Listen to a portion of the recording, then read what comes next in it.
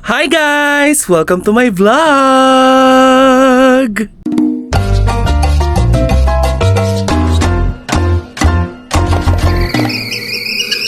So today is Friday and meron tayong guest, ang director ng I Am Perfect.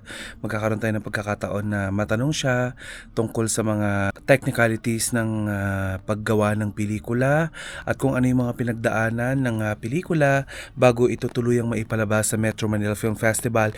And this coming February 14 and 15 ay ipapalabas ulit siya sa mga SM Cinema, sa mga piling-piling SM Cinema dito sa Metro Manila. So mamaya, i-update ko kayo kung anong mga kaganapan ngayong araw na ito at kung ano yung mga mangyayari sa interview. So, stay right there! Katatapos lang ng first gap namin sa radio and medyo hindi maganda yung dating niya sa akin. Kaya pag ganitong hindi okay yung aming chikahan, nagpapagpag ako sa pamamagitan ng pakikipag-usap sa TikTok, ganon, sa mga tao sa paligid. Dahil sa parang tingin ko ay pagbabaliwala ni Senator Robin Padilla sa mga taong may mga depresyon. Para malaman po ninyo yung buong konteksto nung ikinikwento ko sa inyo dito ngayon. Ilalagay ko sa description box ng aking vlog yung naging episode ng Baklitas tungkol dun sa naging pahayag ni Senator Robin Padilla. Siyempre apektuhan ako, no? Hindi naman basta-basta magkaroon ng depression. Baka akala ni Senator Robin para itong pamahiin na laro. Oo, laro. Pwede pong pwede itong maging mitya ng buhay ng isang tao. Exactly. 'Di ba? Kaya sana talaga ma-enlighten tong Senator Robin.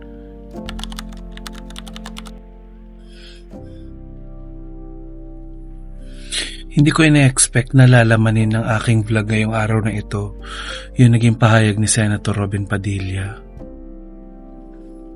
Gayong siya mismo ay nakaranas ng depresyon matagal na panahon na. Alam nyo, for the longest time, yun yung nagiging struggle ko eh. Especially may mga malalapit ako sa buhay dati na hindi nila ina-acknowledge yung pagkakaroon ko ng depresyon. Akala din nila ay kaartihan lamang yung aking nararamdaman. Pero simula nung ako ay ma-diagnose with depression at nag-medication, unti-unti kong niyakap yung pagkakaroon nito kasi hindi ka gagaling kung hindi mo i-acknowledge na hindi ka okay. At okay lang na hindi ka okay. Sabi nga sa isang pelikula na pinamagatang Inside Out, lahat ng emotion ay valid. Lahat ng emotion ay kailangang i-acknowledge. Kaya kanina nung pinapakinggan ko yung naging pahayag ni Senator Robin Padilla at binabasa ko yung sinabi ni Senator Robin Padilla, labis akong nasasaktan hindi lang para sa aking sarili, kundi para din sa ibang nakakaranas ng depresyon. May mga pamilya or may mga magulang na nawalan ng anak dahil sa depresyon. May mga anak na nawalan ng magulang dahil sa depresyon. May mga OFW na nawawala at pinipiling wakasan ng kanilang buhay dahil sa depresyon. Tapos makakakita ka ng isang hinalal ng mga tao, especially ng mga Pilipino, para magsilbi sa ating bayan at siya dapat na nakakaintindi sa mga ganitong klase ng issues ng bayan. Siya mismo yung nagsalita ng ganito.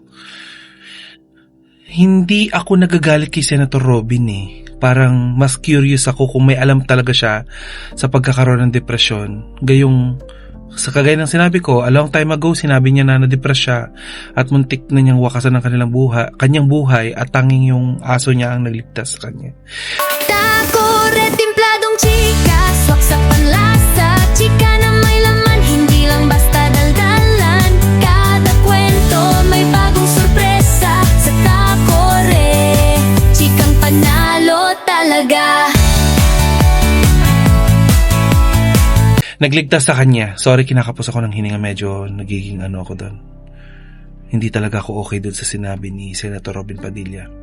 But anyway, Siguro mas maganda na i-educate natin yung mga tao, not only Senator Robin Padilla, but also other people na hindi talaga nila naiintindihan na nag-i-exist talaga yung sakit na depresyon. Nag-i-exist po, hindi po totoo yung sinabi ni Senator na nung bata daw sila, wala pa daw depresyon, gano'n. Hindi lang po ninyo na-acknowledge ang pagkakaroon po ng sakit, 'di ba? Nasa atin na lang din po kung paano natin to iiwasan at gagamutin. Hindi po pinipili ng mga taong may depresyon na magkaroon sila ng depresyon. Wala pong pinipiling edad, propesyon, na hindi po kaartihan, hindi po kagaya yung artista na umaarte lang sa harap ng camera ang mga taong may depresyon. Yun lang. Huwag mo pong tawaging weak ang mga may depresyon kasi hindi mo po alam kung gaano katindi yung laban na pinagdadaan nila sa loob ng kanilang utak. There was a time when she Ito yung nakukuha had ng me 8 hours. lay on my back, Nood and tayo ng she, pulled Netflix. my feet down so that my breasts were exposed because of the layout of the house and the doors Jeffrey were open. Epstein. I knew that Epstein could see me. I think the way that she rubbed my Grabe chest yan. in the massage also was inappropriate. Kanina mag-half day ako. Mag-aalauna na hindi pa rin ako umaalis ng office. Grapplers yun. Nanindigan ng mga Filipino grapplers sa ASEAN International. Let's go. So ayun na nga, kakapasok lamang na balita na naglabas na nga ng pahayag itong si Kuya Kim Atienza at sinabi niya na hindi daw magets nitong si Senator Robin Padilla kung ano yung mga pinagsasabi niya at hindi siya ganun kasimple. Sabihin mo ba naman na ito yung sinabi kasi ni Robin Padilla, maraming bata ang magagalit siguro pero pasensya na kayo, you are weak, hindi kayo katulad noong panahon namin na hindi kami iyakin. Noong panahon namin hindi uso ang salitang depresyon. Uso, hindi ka lang talaga na-inform. Diyos ko, i-educate po natin si Senator Robin Padilla. Mukhang hindi po niya alam po ang kanyang sinasabi. So parang hindi okay yung pakiramdam ko ngayon dahil nga dun sa mga narinig ko kanina tungkol kay Senator Robin Padilla. Kaya dumaan muna ako dito sa church. Dadasal lang tayo ng very light. Kailangan natin ng guidance.